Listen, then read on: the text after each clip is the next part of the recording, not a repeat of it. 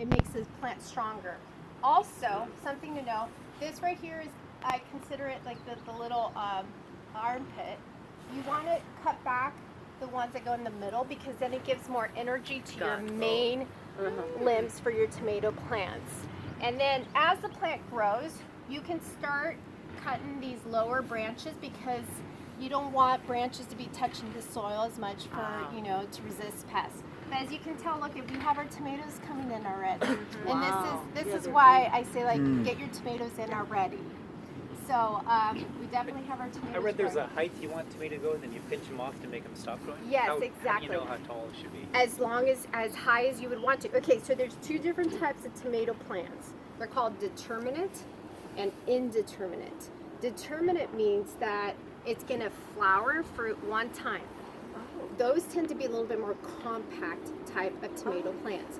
Indeterminate is where, like, you get your cherry tomatoes, your heirloom tomatoes. Those are the ones that will continue to flower and fruit throughout the season until it gets too cold.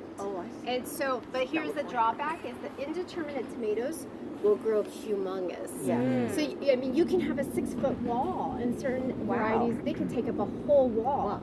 So for this, it depends on the location where you have the tomato plant, what kind of structure you have to it. The more you top it or cut it, it's going to give more energy to the few branches that you leave on your tomato plant. Well, shouldn't you top it to get bigger tomatoes? It depends on the variety.